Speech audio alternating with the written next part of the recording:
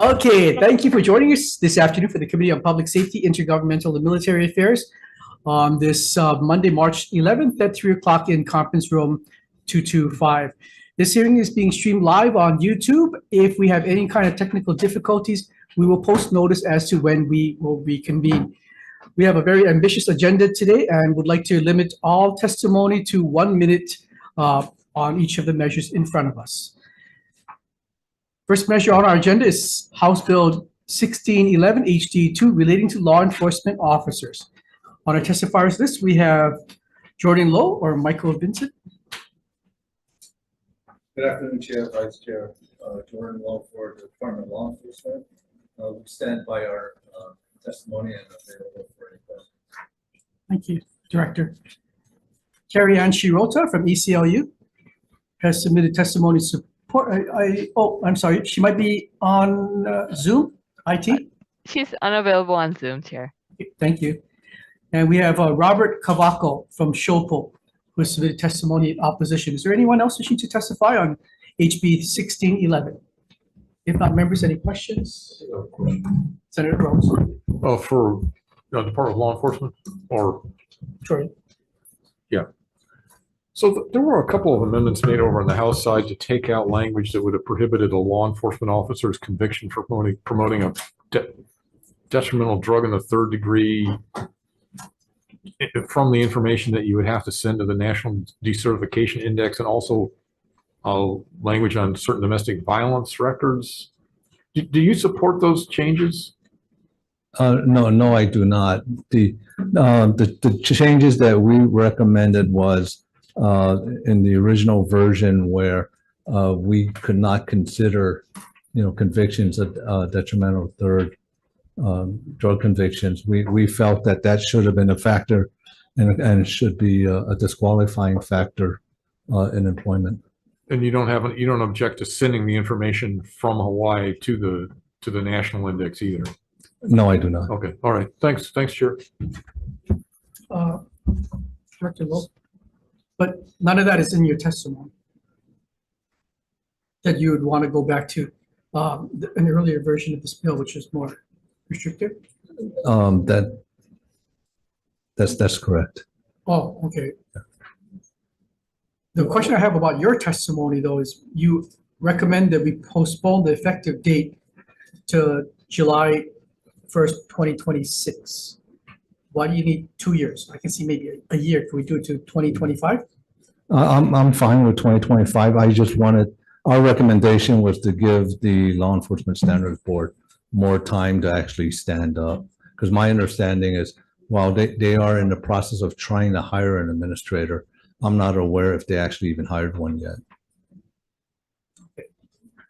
So in your opinion, so there's nobody even in that position that even 2025 would be too ambitious to have that person hired, as well as come up with all the administrative things that need to be. That would be ambitious, but is it possible for 2025? It's possible. Okay, great. Thank you. Thank you. Any further questions? If not, we're going to move on to the next measure, House Bill 1842 HD1 relating to fire prevention. On our testifiers list, we have Michael Walker from the Department of Land and Natural Resources.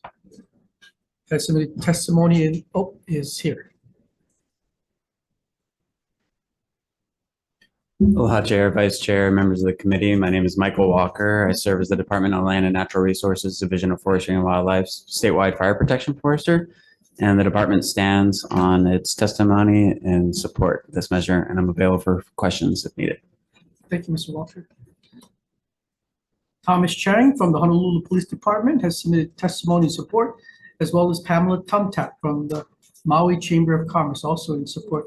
Is there anyone else wishing to testify on House Bill 1842?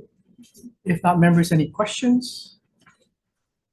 Okay, thank you. We're going to move on to the next measure. That is House Bill 1886 HD1 relating to fire protection. On our testifiers list, we have Adam Rosenberg from the Department of the Attorney General.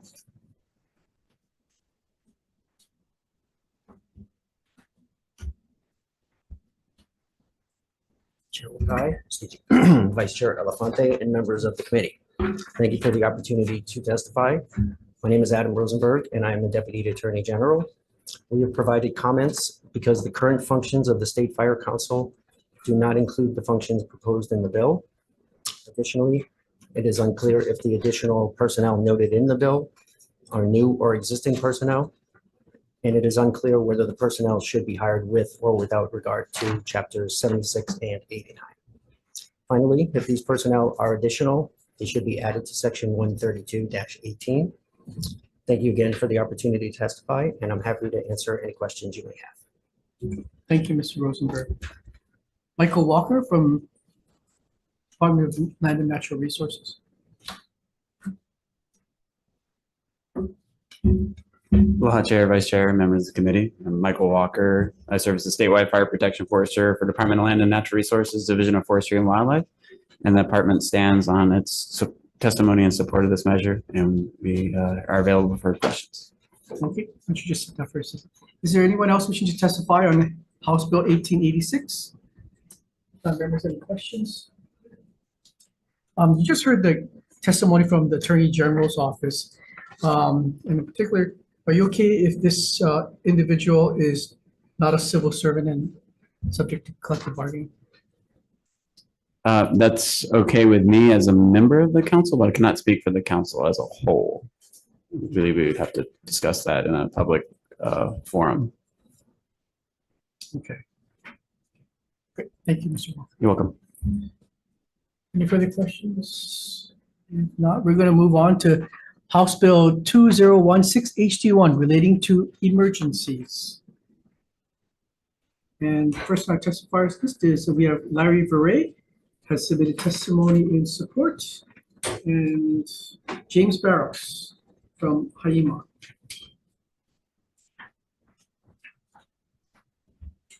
Good afternoon, Chair, members of the committee. Ethan Oki for Hawaii Emergency Management. I'm sitting here for James Barrows, our administrator. We just stand on our comments that we submitted and available for any questions or concerns. Thank you, Ethan. Brandon Lee has submitted testimony in support. Charmaine Duran also in support. Daniel Smith, all in support. Is there anyone else wishing to testify on House Bill 2016? If not, members, any questions? Okay, we're moving along quite nicely. House Bill 2107 HD2 relating to disaster services. First, we have Kathy Betts from DHS has submitted comments. Afirak Bumrangran, apologize if I pronounced that incorrectly. Good afternoon, Chair, Vice Chair, and the member of committee. Afirak Babulan, Executive Director for the Office of Language Access. We stand on our written testimony in support of this measure and are also available for any question committee may have. Thank you, Chair. Thank you, Afirak. James Barrows from Hawai'i. Thank you. And Angelina Mercado has submitted testimony in support. Patricia McMahon.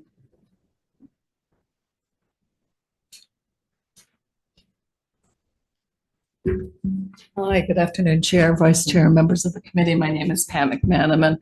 I'm co-chair of the Hawaii Friends of Civil Rights. And I'm Amy Agbiani, also co-chair. So we'd like to testify in strong support of this measure. We are requesting one amendment, and that's to make the position permanent. So I authored the bill, and I didn't, quite frankly, understand the inner workings of the Department of Human Resources. And I'm told if we don't make this position permanent, then it could lapse in 5 years or have to be renewed before the legislature. I'm not sure what the mechanism is, but this position is so essential to the people of Hawaii. I think everybody read the article in Civil Beat yesterday, and you saw the compelling stories about what happens when individuals are denied language access. They said it much better than I can. So I would ask your consideration in adding permanent to this bill. Thank you. Anything, Dr. Agbayani? Other than it really is important, and we know that Hawai'i is trying their best, and they're getting a number of resources. But this is a position that they didn't, it's not listed in other requests, and it's really crucial. As you know, in any situation, understanding what's getting information and understanding what's going on in English is tough. But you can imagine how tough it is in Lahaina. 30% of the people in Lahaina speak a language other than English. And it was many of our community nonprofits that did provide assistance, and it's really a need. So thank you for considering it. And kudos to Haima. They've been collaborating with us. We've been sharing materials and examples from other states on how to move forward. So thank you very much. Oh, I just point out it is also required. Right, you read the Legislatively. testimony, section 304, the Stafford Act Mandatory. requires They this. should be having Thank you. this kind of stuff. Thank you. Thank you, Dr. Wendy and Pat. Maria Roloje? Aloha Chair, Vice Chairs, and members of the committee. My name is Maria Valuhai, the Policy and Communications Coordinator for the Hawaii Coalition for Immigrant Rights. We submitted written testimony, but I wanted to emphasize the testimony from Hawaii Friends for Civil Rights when they mentioned the recent article about Civil Beat on the experiences of LEP residents impacted by the Lahaina fire. And I think that this article encapsulates why we need this coordinator. You know, the article highlights the delayed response and providing interpreters, the cultural aspects that further complicated assistance efforts, and the need for a language access coordinator to ensure timely dissemination of information in multiple languages and quick deployment of interpreters during emergencies. So I urge you to pass this measure, preferably with language stating the position to be permanent, so the state is better prepared to address language and cultural barriers and ensure that everyone has equitable access to assistance and support should the next disaster come. Thank you. Thank you, Maria.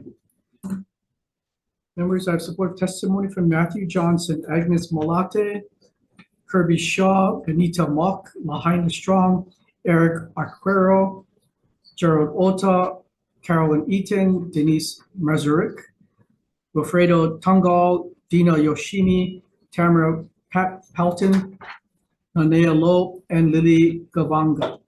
Is there anyone else wishing to testify on House Bill 2107? Members, any questions? Thank you. We are going to move on to the next measure, that is House Bill 2193 HD1 relating to fireworks. Testifiers this, we have Jordan Lowe.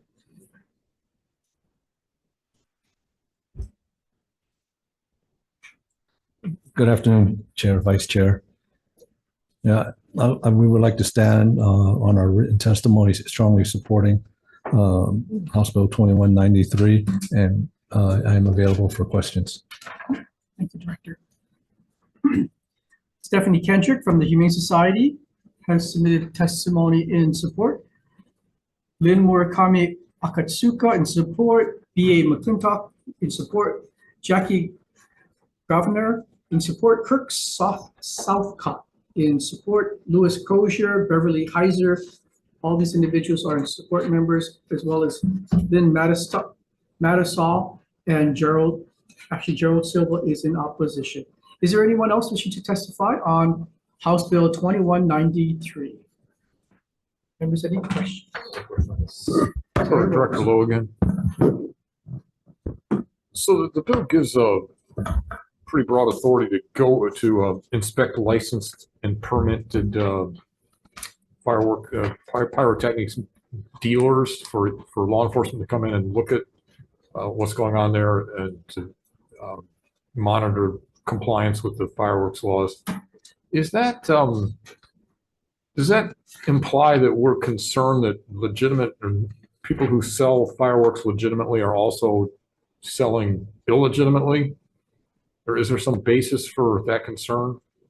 Well, first of all, the fire department and the county police departments also have that authority. Has there been information in the past where we thought licensed dealers were diverting product? Yes. Yes. Okay. All right. Thank you. Thanks, Chair. Sure. Any further questions? Okay, thank you, Director. We're going to move on to the next item on the agenda. That is House Bill 2231 HD1 relating to law enforcement. Oh, Director Lowe, you're up again.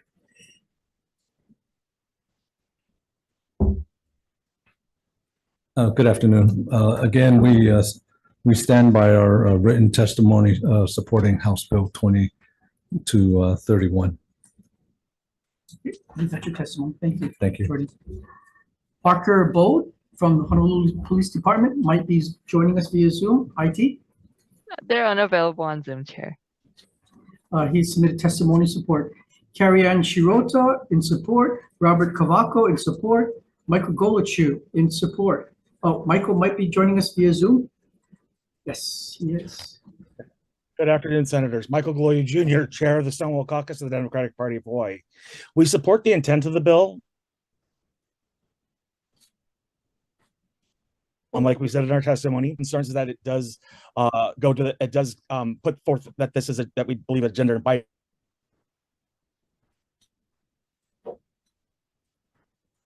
Sorry, Michael, we state, and that's not the case. Expanded state IDs. Hello? Can you hear me? We can hear you. You're kind of breaking in and out. We cut like 1/3 of what you said. But you're in support of this measure. Yes. Okay. Thank you. Members, we have supportive testimony also from Alika Valdez, opposition testimony coming from Glenn Kagamida and Andrew Crossland. Is there anyone else wishing to testify on House Bill 2231? Chair, may I finish? I think I got my computer set. Oh, okay, go ahead. Yeah. Like I was saying, we support the intent of the bill. We just have concerns about pushing forward the idea that this puts forward the idea that the state supports the gender binary. We know the police departments are not prepared for the gender spectrum in their police force, and that is what it is. We look forward to the day that when all of our police forces actively recruit members with from the LGBTQIA plus community and embrace the gender spectrum. So this is a good step forward, but this is not going to be the end all be all for it, especially when it comes to ensuring that our police forces reflect the communities that they're policing. So thank you for the time, and thank you for letting me correct that. All right. Thank you, Michael. Anyone else wishing to testify on House Bill 2231? Members, any questions? Director Lowe.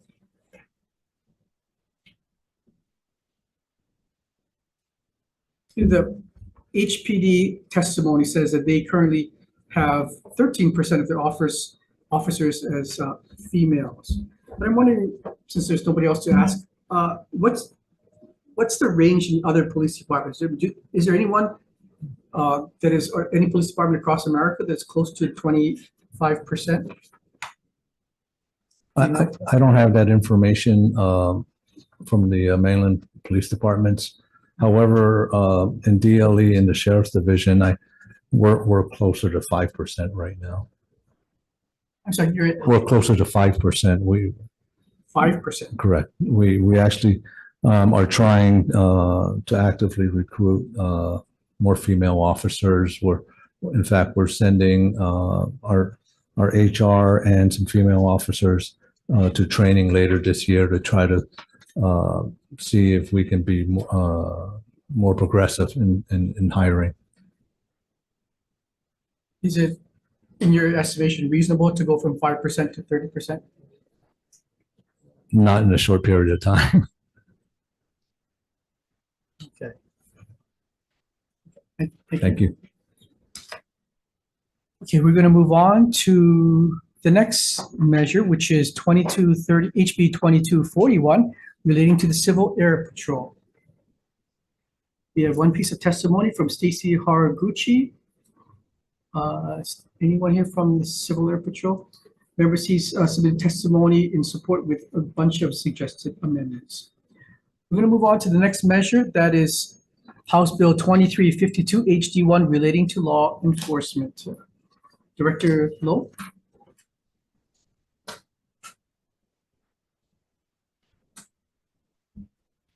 Good afternoon again. The Department of Law Enforcement supports House Bill 2352 52. This is actually an AG bill, and I am available for any questions.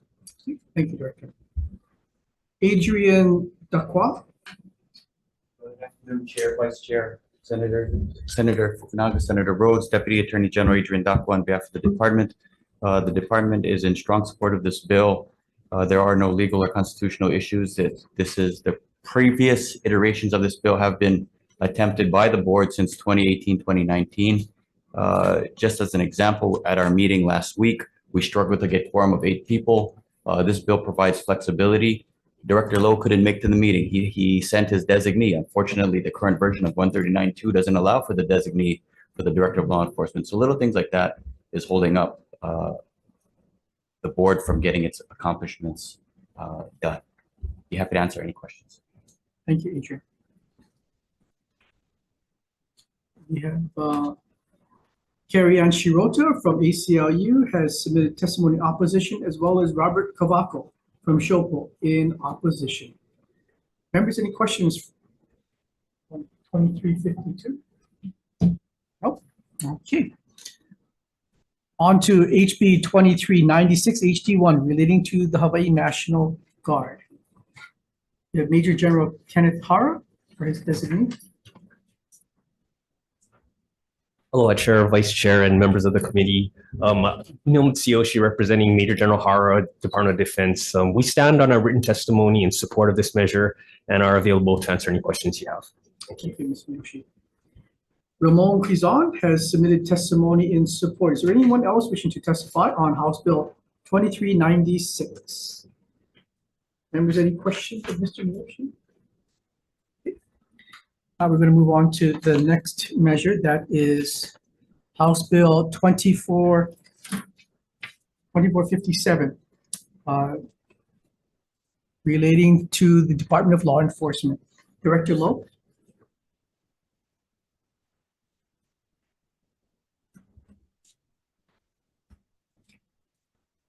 Good afternoon again, Senator.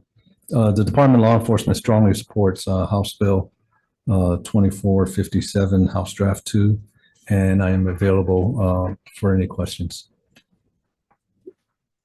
Thank you.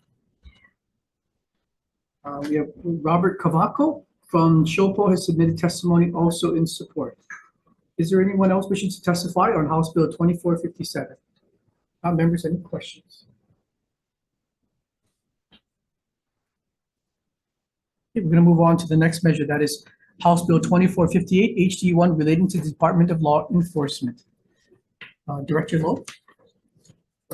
Mr. Vincent. Vice Chair, members of the committee. Department of Law Enforcement strongly supports this bill. This bill is a measure that gives the Director of Law Enforcement administrative authorities or subpoena authorities so that he can conduct, the department's investigative arm can actually conduct investigations.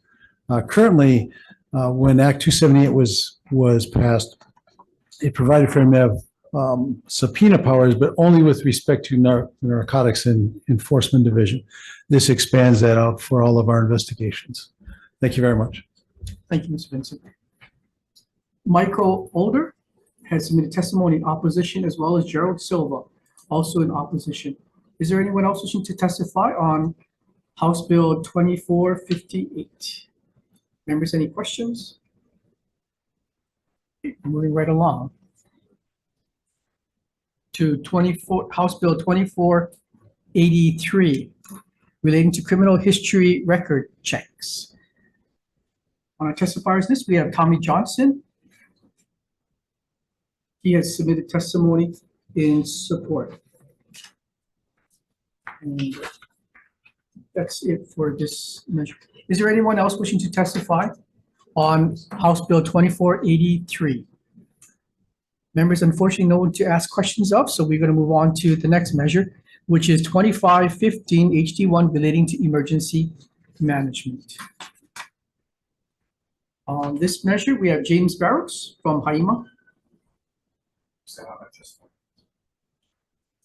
in opposition. Correct. Thank you, Ethan. Ted Kafalis from Grassroots Institute is in support. Is there anyone else wishing to testify on House Bill 2515? Members, any questions of Ethan or Haima? No? Okay, we're going to move on to the next measure, that being HB 2581, HD1 relating to emergency management. On our testifiers list, we have James Barrows from Haima. Okay, and that's commentary, yeah. Next, we have Susan Leloy from Hawaii County Council. I submit testimony in support. Ben Krebs in support.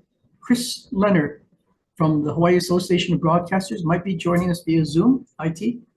They're unavailable on Zoom, Chair. I'm available. Oh, yay. Oh, I'm sorry. Yes, yes, he is. It's not allowing my video to go through. Okay, there we go. Oh, we can see you, Chris.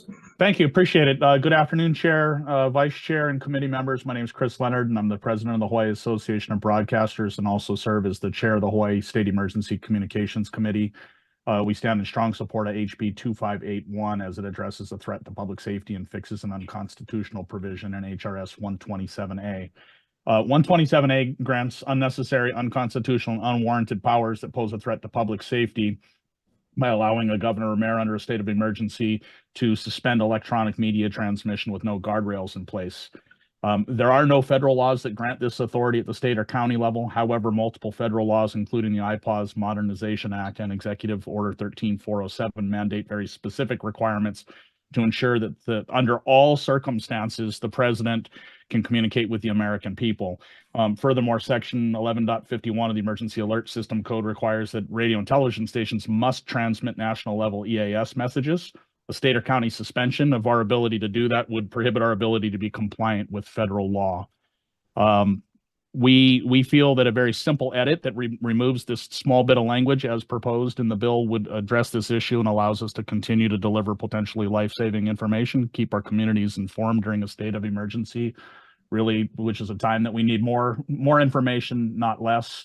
And with that, I would be available for any additional questions that you may have. Thank you. Thank you, Chris.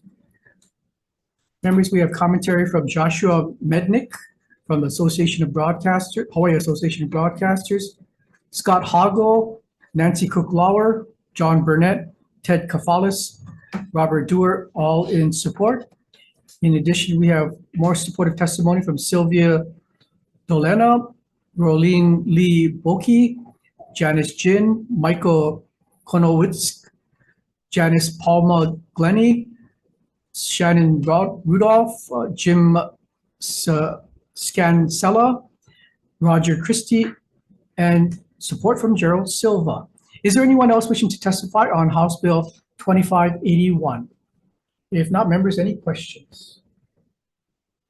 We're going to go on to our next measure, that is House Bill 2582, HD1, relating to critical infrastructure information. On our testifiers list, we have Jordan Lowe, Department of Law Enforcement.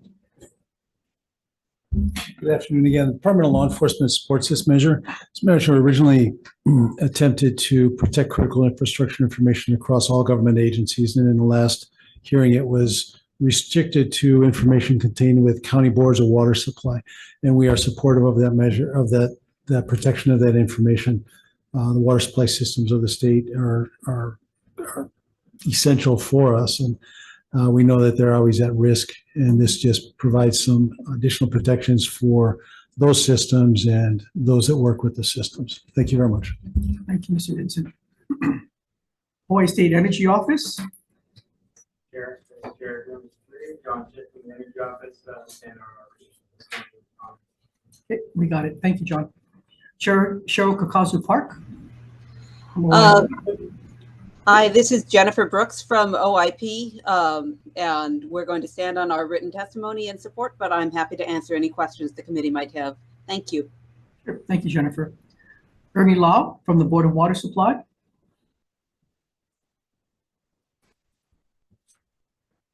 Good afternoon, Chair and Vice Chair, members of the committee. My name is Kathy Mitchell with the Board of Water Supply. We stand on our written testimony and support and available for questions. Thank you. Thank you for joining us, Kathy. James Abraham from Hawaiian Electric. Good afternoon, Chair, Vice Chair, members of the committee. My name is James Abraham. I'm offering comments and a potential amendment on behalf of Hawaiian Electric for House Bill 2582 HD1. The original intent of this bill was to provide protections for all types of critical infrastructure information that is provided to government agencies, which the original bill identified 16 different federal designated critical infrastructure sectors, including energy, emergency services, water, healthcare, and others. Unfortunately, in the last committee, the protection for 15 of these sectors were removed, and now the bill only protects critical infrastructure information for the water sector. We feel this goes against the original intent of this bill and makes the scope far too narrow. As we work together to make Hawaii a more resilient state, all sectors of the state's critical infrastructure backbone should be afforded protection to ensure openness and transparency as the private sector works closely with various government agencies. And for these reasons, we're respectfully requesting that the committee revert the bill to its original language. Thank you, and I'm available for any questions. Thank you, James. Ben Krebs has submitted testimony in opposition. Is there anyone else wishing to testify on House Bill 2582? If our members, any questions? Mr. Vincent. Yes, sir. I mean, this bill has gotten skinny down to, as was just mentioned by James, where it's really only helping the Board of Water Supply. It went from 16 entities down to 1. Do you support the commentary by Hiko that we go back to the original protections for 16 federally designated critical infrastructure If the sectors? committee was inclined to do that, we would agree with that. Critical infrastructure information is one of those areas of great concern for the Office of Homeland Security, for the state. There's another bill in the legislature to protect this information within the Office of Homeland Security. This one was introduced to protect it across all the sectors. We know that there are actors, both individuals, they might be associated with entities of one sort or another. We know that there are foreign states that are on a daily basis trying to get access to critical infrastructure information through critical infrastructure, and they're using publicly available information to access that. The ideal situation is to protect this. I've been working with Homeland Security for, well, since 9/11, shortly after 9/11 was started. One of the recurring issues and problems is that trying to get this information protected has been problematic at times. The old policy of 92F, Chapter 92F, the Uniform Information Practices Act, is that everything should be available and open to the public. That's where we start. Over the years, we have had individuals that have felt none of this critical infrastructure information should be protected. All of it should be public available and put out. And at other times, Office of Information Practices has been, no, this should be protected because you're frustrating legitimate government function. The purpose of protecting it outright is it eliminates that constant fight of having to go in anytime somebody asks to prove that it's a legitimate government frustration of legitimate government function if we release it. So ideally, it should apply to all of the critical infrastructure sectors across all of the agencies. But we recognize that it was reduced to the Board of Water Supply, and we support it. It would be better in its original state. I wasn't privy to following this bill in the House. I mean, how in the world did 15 other sectors get eliminated from this bill? I do not know, sir. Okay, members, any further questions? If not, thank you, Mr. Vincent. We're going to move on to the last bill on this agenda, that is House Bill 2610 HD1 relating to disaster relief. We have Louis Salaver from the Department of Budget and Finance has submitted commentary. And we have James Barrows or Ethan.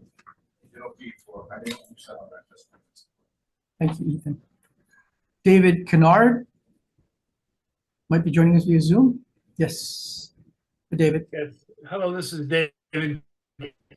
I am the chair of the State Hazard Mitigation Council, and I stand by my testimony as written. If there are any questions, please feel free to ask me. Otherwise, I look forward to working with you on this important legislation. Aloha.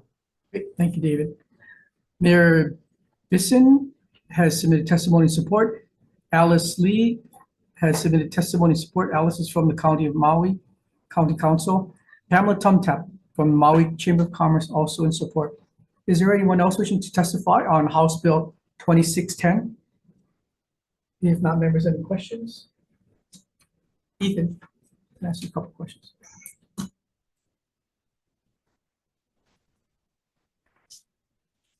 Yes, Senator. So this bill is the administration's big bucket to address all the costs associated with the Maui wildfires, correct? No, this bill is actually kind of focused on the mitigation part and trying to shore up some state funds so that when the 90/10 or whatever the breakdown may be in regards to mitigation, that they can take care of that. Yeah. I think you're referring to like Senate Bill 3068 and right. The other two bigger bills. This one is just to focus on state mitigation funds in relation to the Maui wildfire. Okay. But this one has like no numbers in there. So the original version of the bill, they were asking just for 25 million in regards to any kind of mitigation plans in regards to the Maui wildfire and any mitigation. But as it went through the House side, then it got zeroed out just because of all the impacts for the financial portions of it. So again, I think the original plan was just for 25 million, just so that in regards to any mitigation projects for Maui, that they would have the money. It would be nothing to kind of stress the Maui County as far as what things that they wanted to do on top of everything else. Mhm. Yeah. To your recollection, is the language in here embodied in the kind of the all-encompassing Senate Bill 3068? No, this is separate. Yeah. Got it. Thank you. Members, any questions? If not, we're going to take a brief recess prior to taking the vote.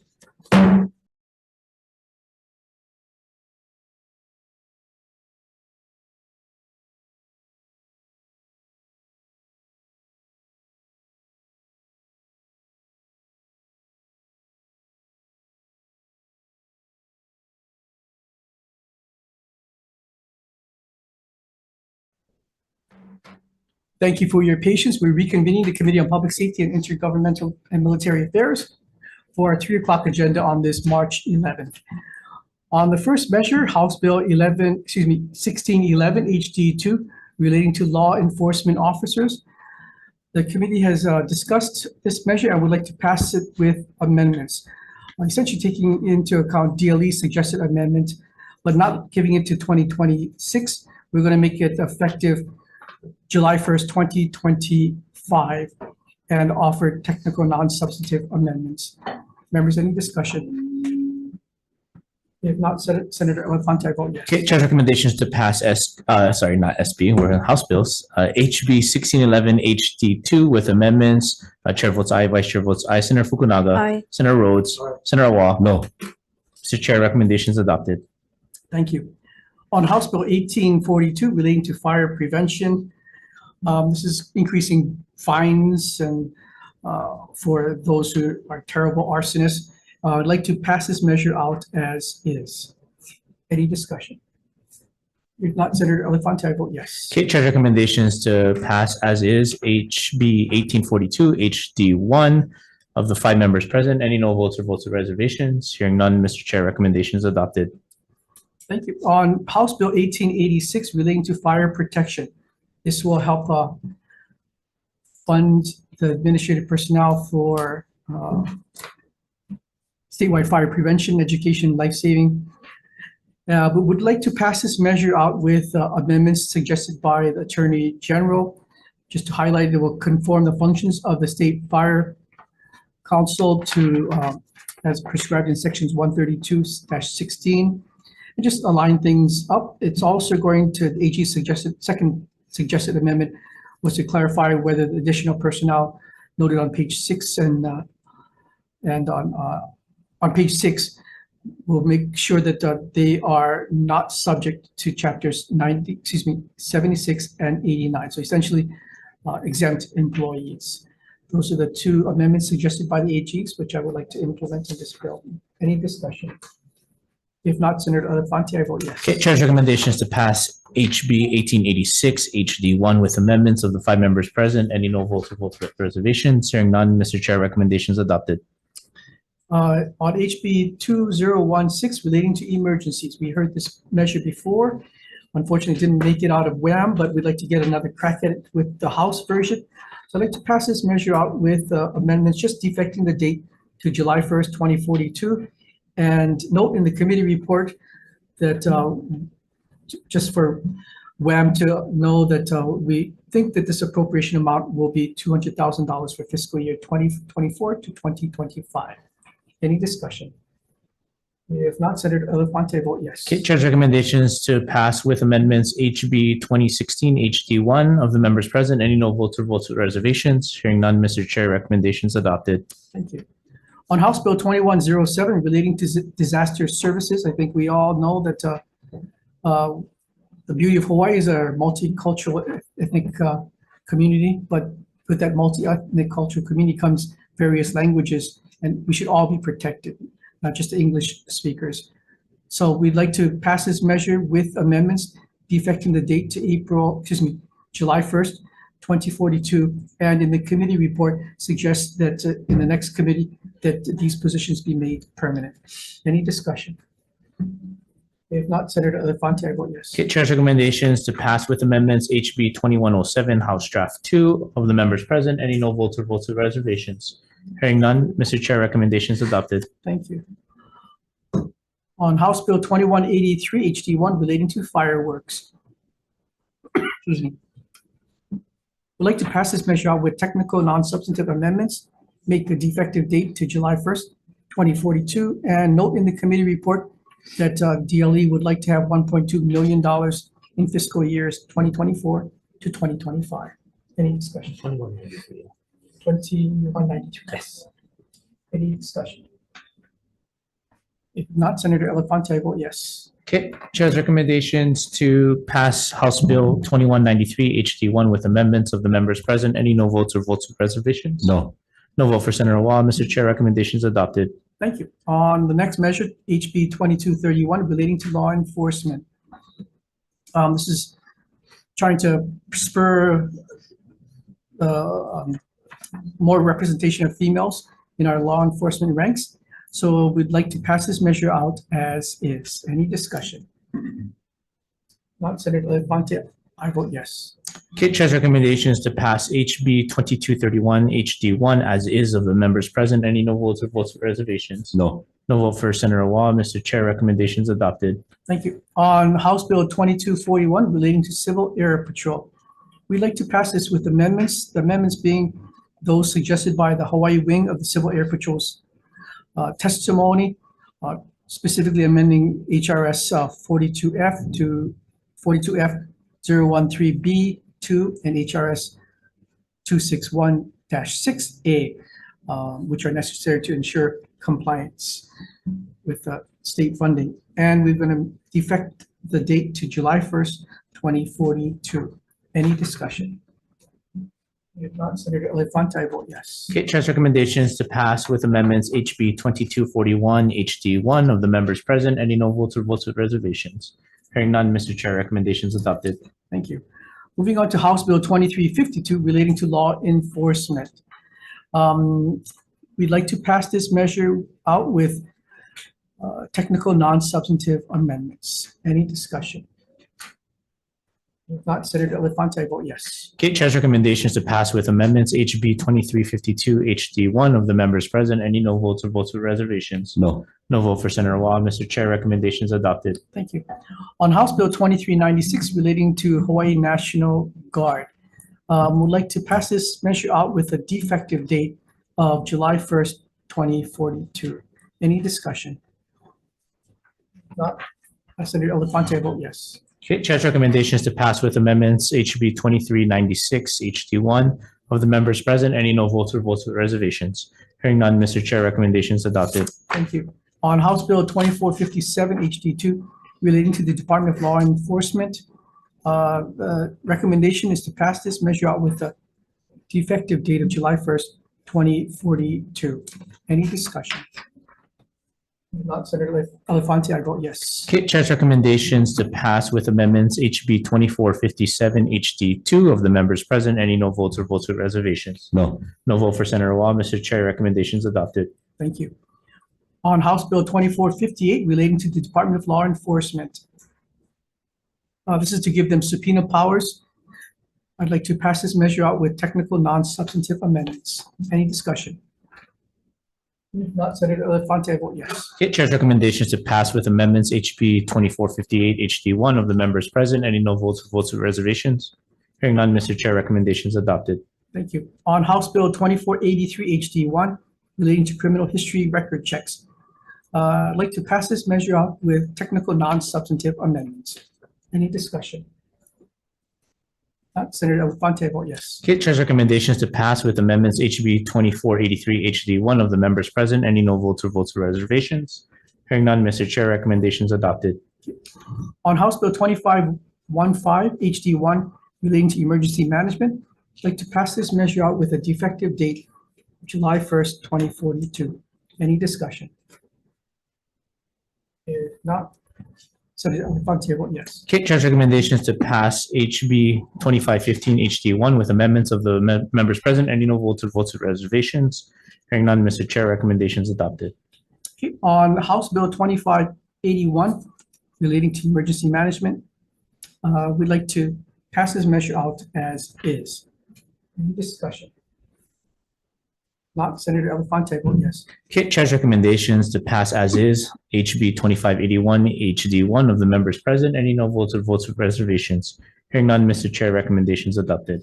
Okay, thank you. On House Bill 2582 HD1 relating to critical infrastructure information, I don't know how this bill got skinny down to being 1/16 of what it originally was. I think we need to protect water's important, but so are some other infrastructure needs. So I'd like to amend this bill by going back to the original language in House Bill 2582. Any discussion? If not, Senator Elafante, vote yes. Okay, Chair's recommendations to pass with amendments HB 2582 HD1 of the members present. Any no votes or votes with reservations? Hearing none, Mr. Chair, recommendations adopted. Okay. And on the last measure, House Bill 2610 HD1 relating to disaster relief, we'd like to pass this measure out with amendments just defecting the date to July 1st, 2042. Any discussion? If not, Senator Elafante, I vote yes. Okay, Chair's recommendations to pass with amendments HB 2610 HD1 of the members present. Any no votes or votes with reservations? Hearing none, Mr. Chair, recommendations adopted. Great, thank you. We're done with this agenda.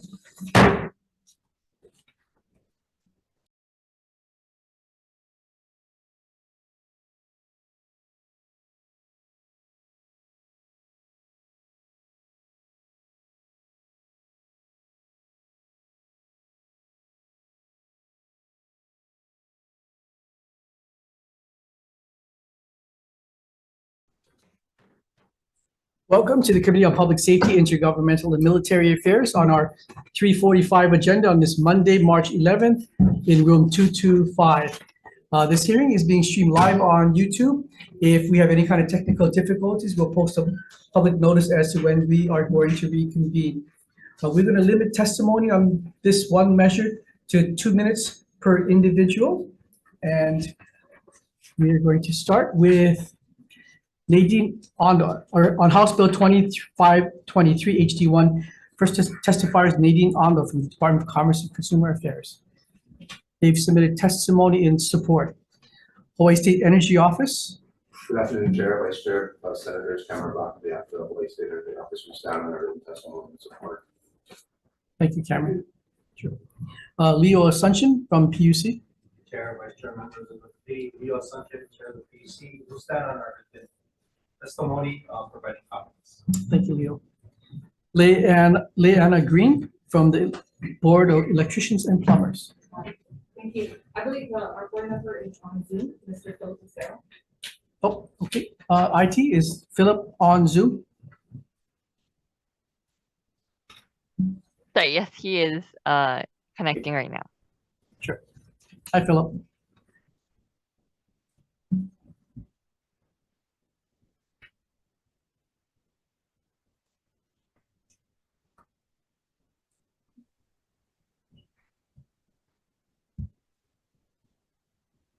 Okay. Looks like you're all ready to go, Philip. Oh, thank you. Sorry. Good morning.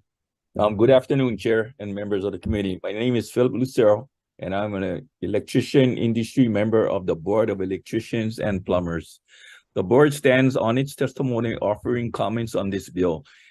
For us, it is unclear if this proposed measure would accomplish its goal of creating a local workforce of qualified linemen because only members of the IBEW 1260 union and its employees of the utilities could meet the requirements to qualify for a license, which includes the hands-on linemen's training on the electric utility lines in the state. In addition, the description of the work of the electrical utility lineman appears too broad and includes work that the journey worker electrician does now. The board is scheduled to meet tomorrow to discuss these measures with the industry stakeholders and request that the committee allow its additional time to consider and recommend options that could help meet this measured goal of creating a local workforce of trained and qualified linemen. Thank you for the opportunity to testify on this bill. Thank you. Thank you, Philip. Matthew Brady from Local 675 has submitted testimony in support. Damian Kim from IBEW. Good afternoon, Chair Wokai, Vice Chair Elefante, and committee members. My name is Mike Pacheco, and I speak on behalf of IBEW 11H6, which we stand on our written testimony in strong opposition of this bill. Thank you. Thank you, Mr. Pacheco. Beth Amaro from the Kauai Island Utility Cooperative has submitted commentary. Michael Ryder from Hawai'i Electric. Good afternoon, Chair, Vice Chair. Shannon Olivalo on behalf of Hawai'i Electric and stand in support from this bill. Okay, thank you, Shannon. Kika Bukowski.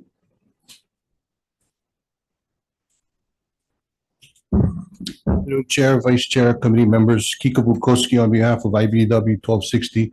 I also want to mention that we have in the audience IBEW 1260's business manager, Leroy Chincio, as well as a senior assistant business manager, Gaina Hashimoto. Leroy might want to add his own comments on this measure as well, if that's okay with the committee. But I did want to stand on our testimony, but just wanted to reiterate that the primary intent of this bill is to improve the safety of the public as well as of the worker themselves. This is highly dangerous work that is under the scope of work that we're speaking to on this license is highly dangerous. And but we want to also say that the secondary objective and benefit of the bill is trying to promote a local workforce of properly trained and qualified individuals to perform this work, as was expressed in 2013 when Act 65 was first being contemplated and discussed. And it was listed as a primary objective back in 2013. To some of the comments, and I do want to make mention that one is not dependent on the other. An apprenticeship program is not dependent on a licensing bill, and a licensing bill is not dependent on a local workforce apprentice program. So they're independent of each other, but they support one another, and that's what we're trying to achieve. We're trying to address the concerns that were raised back in 2013. To some of the concerns that was raised by a previous speaker, the industry has had over 10 years to address the concerns that were raised. This exemption in Act 65 was extended twice, once I believe in 2018, once again in 2022, and each time the legislature expressed to the industry to figure it out because they're not going to extend this exemption in perpetuity. That's what we're trying to do with this bill. So We are available if you should have any questions, and we ask that you please pass this bill out. Thank you. Okay. Is there anyone else wishing to testify on this measure? Mr. Chinzio. Good afternoon, Chair, Vice Chair, and members of the committee. I'm Leroy Chinzio, Business Manager, Financial Secretary of IBEW Local 1260. And we have approximately 300 linemen working for the electrical utilities across the state, which alignment has consistently been in the top 5 dangerous jobs that you can hold. So it's a very dangerous job. And this would help us, again, ensure safety of not just our own members, but of the public, while also promoting a local workforce that is a good, high-paying, middle-class job that we can get local people to do. So thank you for your consideration. Thank you, Leroy. Is there anyone else wishing to testify on House Bill 2523? Members, any questions? Senator Elefante. I have 2 questions for 2 different individuals. First, I'll call up the PUC, Chair Sunchin.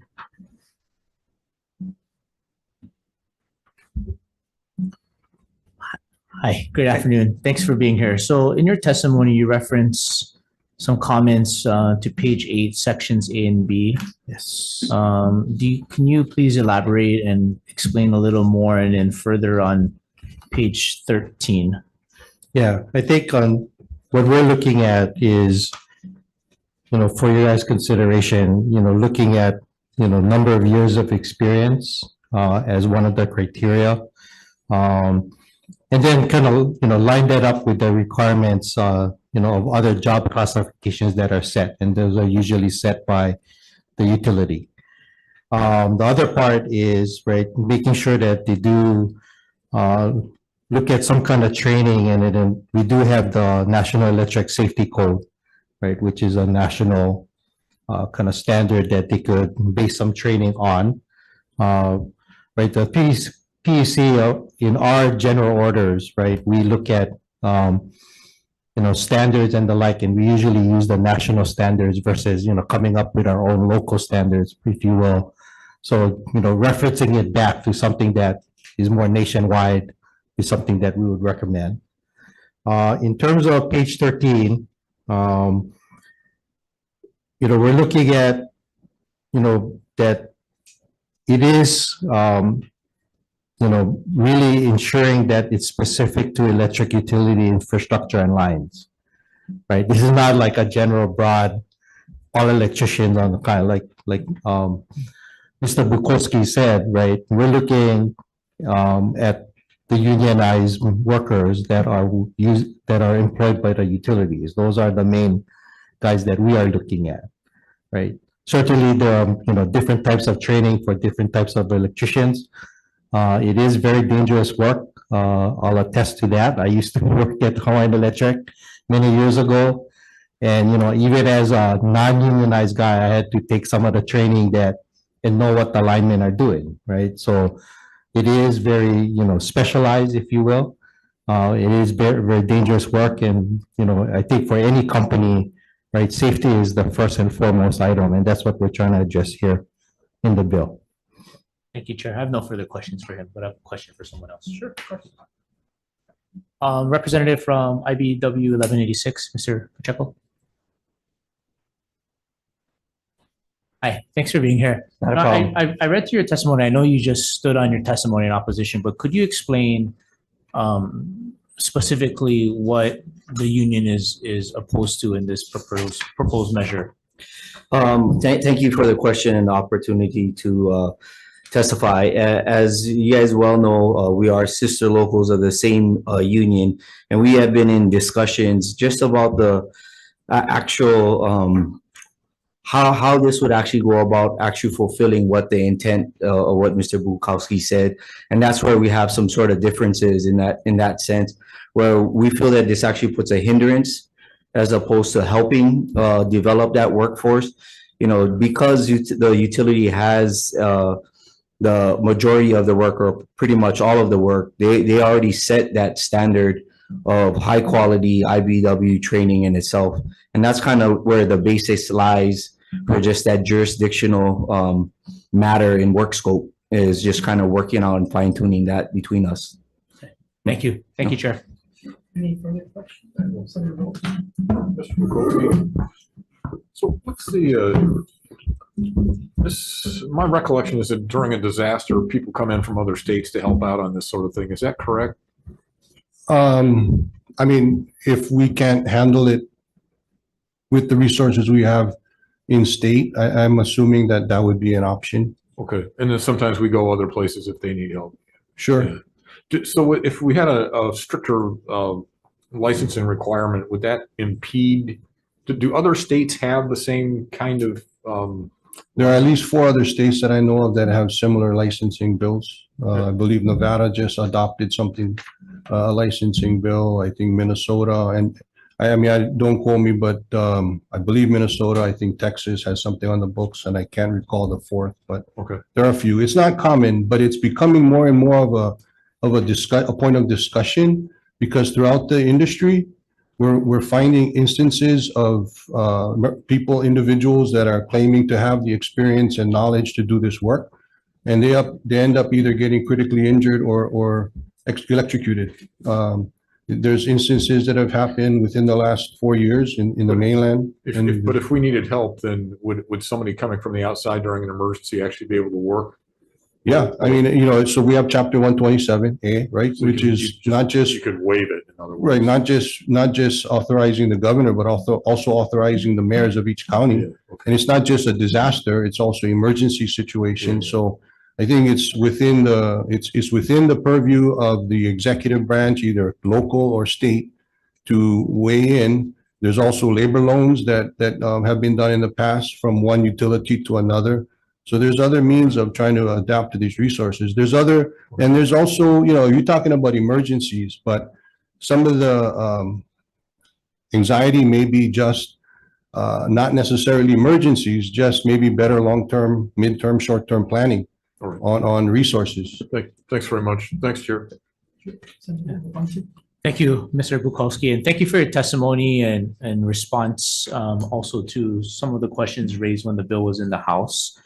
You've probably heard the line of questioning I had for Chair Asuncion regarding specifying minimum years of experience. Do you have an idea of what that should be like? Yeah, so I apologize, I don't have a copy of the bill in front of me, but the bill is drafted to require what is industry standards now as far as the utility is concerned, as well as national standards accepted throughout national JATC apprenticeship programs.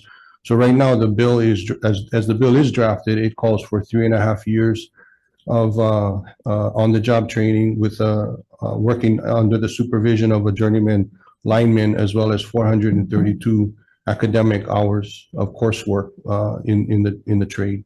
And it is specific to the National Electrical Safety Code, which is the code that Chair Asuncion referred to in his testimony. So the work that is performed here is specific to the NESC. The electrical industry is governed by 2 primary codes. The electricians that 1186 largely represents is governed by the NEC, the National Electrical Code, and the utility workers are governed by the National Electrical Safety Code. Those codes delineate and basically are consistent across the board and accepted nationally as setting the demarcation between the 2 trades.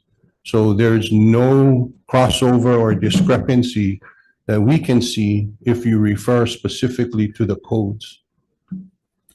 Thank you. Thank you, Chair. Sure. Any further questions? Could you stay there? Mr. Pacheco?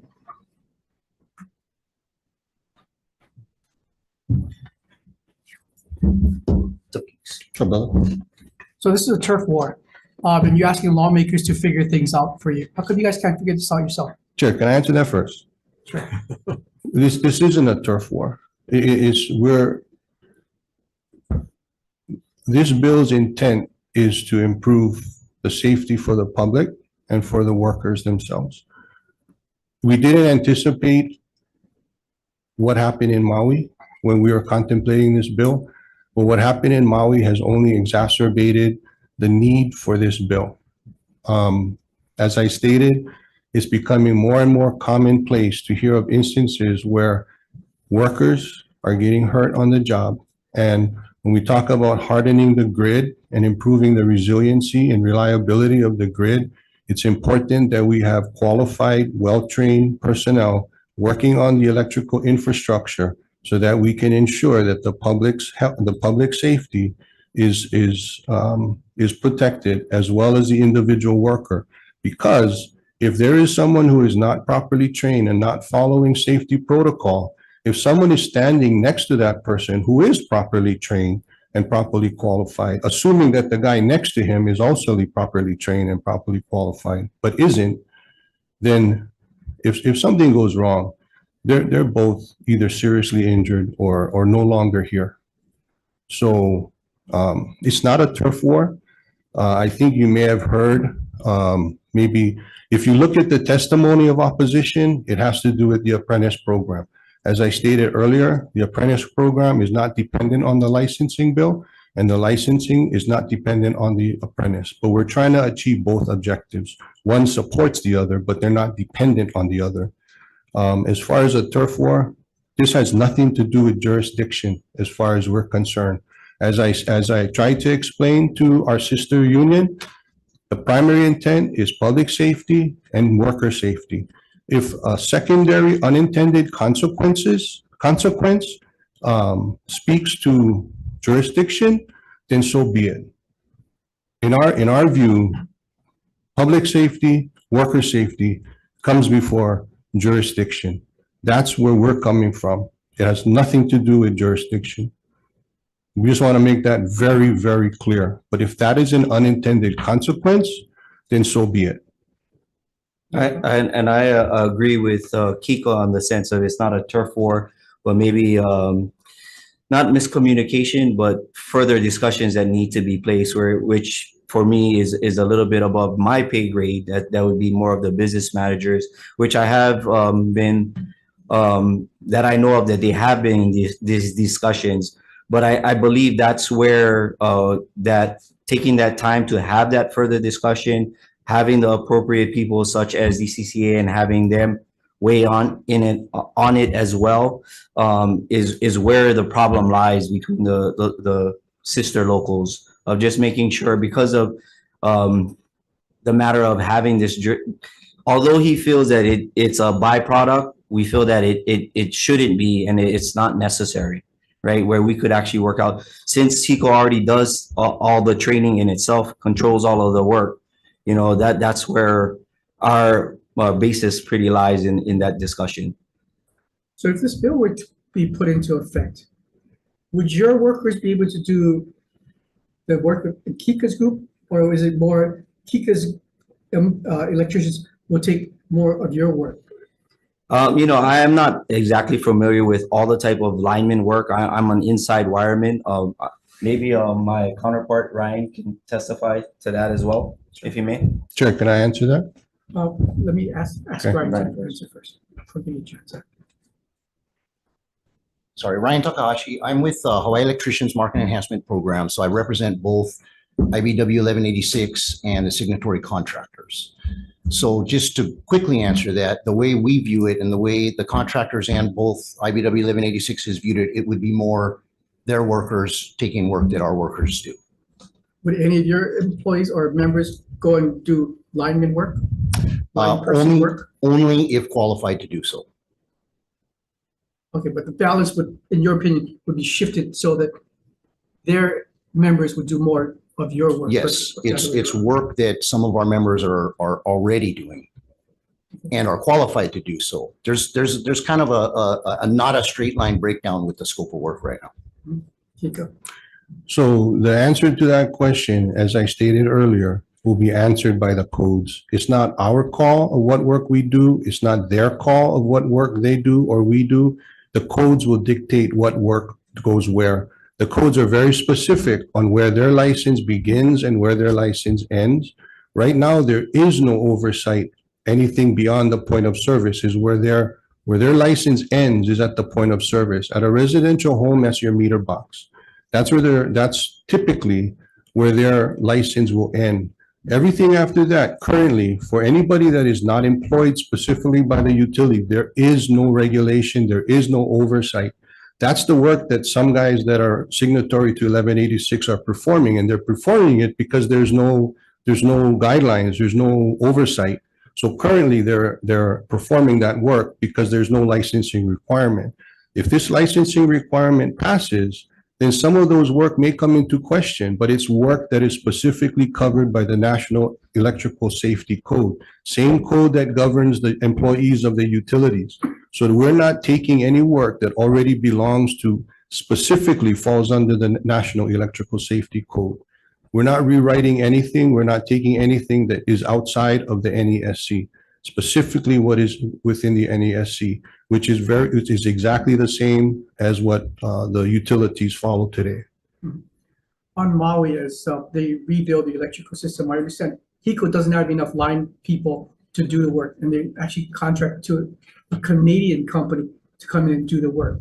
So if this bill was enacted now, how would that affect the ability of HECO to hire a mainland or Canadian contractor to go and rebuild Maui? There's a grandfather clause built into the bill. Anybody that is employed currently or up to 6 months prior to the bill becoming effective is considered qualified, and they're able to sit for the exam. If they don't pass the exam, then they're not qualified to do the work. And they shouldn't be doing the work if they can't pass the exam. I also want to point out that we did share with 1186 that this bill is not exclusive to 1260. It's not exclusive to any one union. A non-union shop can do it. They can start up an apprentice program. They can seek licensing. 1186 can do it. Anybody can do it. It's not exclusive to 1260. So the impression that they're giving that only 1260 has the workers, that's not true. 1186 is doing the work as we speak, and they will continue to do some of the work if their members are qualified. That's just the bottom line. If they're qualified to do the work, they can do the work.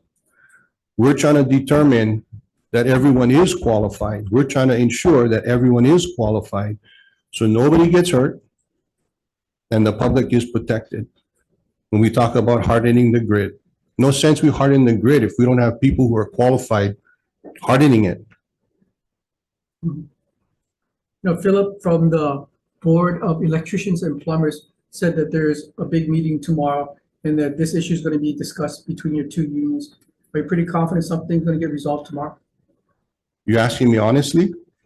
Yeah, of course, we only want honest answers in this place.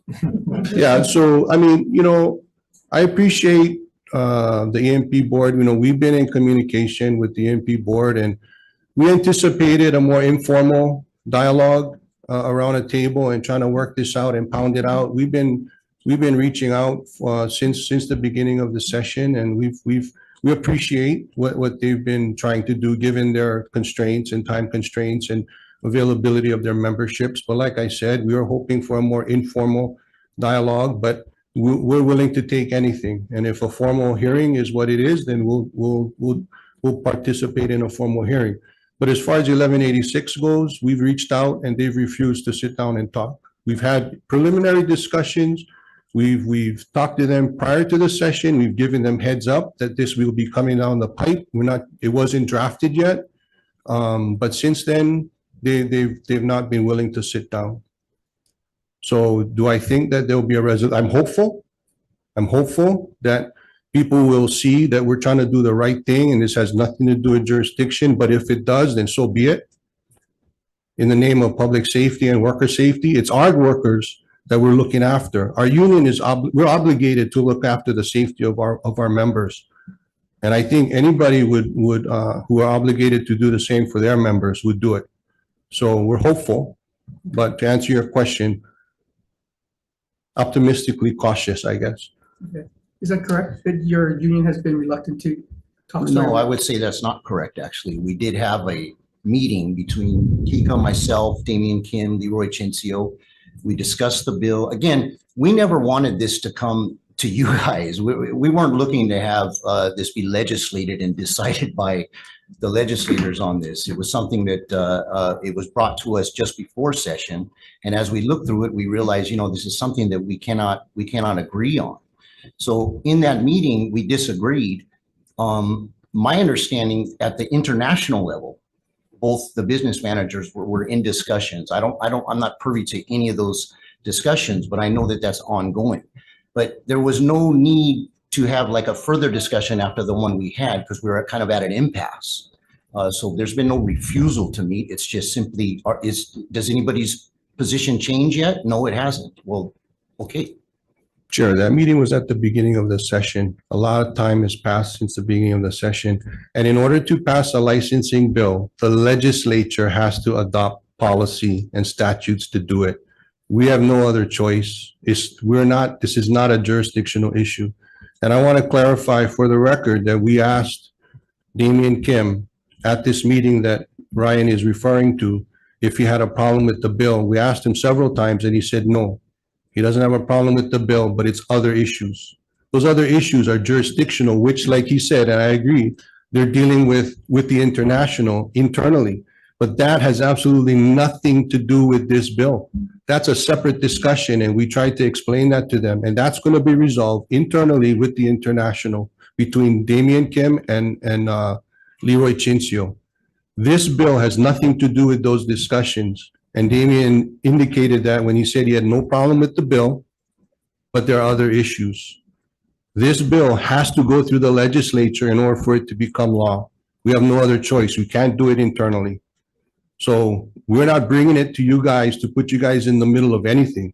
We're bringing an honest bill to the legislature to protect our workers and to protect the public and to ask you folks to consider requiring and establishing a licensing bill for the electrical utility linemen, similar to the plumbers, similar to the electricians. It works very similar and almost identical. That's simply all we're trying to do. Nothing more, nothing less. Thank you. Members, any further questions? Okay, thank you. We're going to take a brief recess.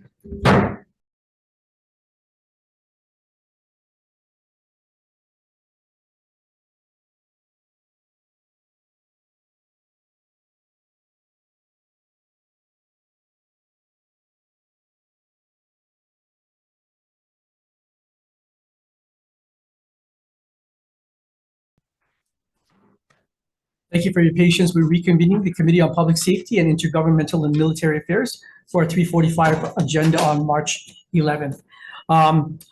Chair has conferred with the members. We'd like to defer action on this measure until Friday, March, whatever day Friday is. Sorry. March 15th. In this room, we'll just say 3:30. We want to give both parties, I mean, it seems like there's very polar opposite interpretations of what's been going on. But the fact that this bill is sitting here, I think puts a lot of pressure on both parties to like figure something out, because I really don't think that it's really the legislature's responsibility, other than the licensing thing that points that Kika brought up. There's other jurisdictional things that I think are causing grief between your two unions. I mean, all electricians. I would think that the pie is big enough for all of you to relish in. So I'd like to defer action on this measure until Friday at 3:30, and hope that come tomorrow, when you have your board of electricians and plumbers meeting, that a lot of this pilikia is going to get resolved. So that's the chair's recommendation. We'll see everybody here soon. Hold on. Adjourn.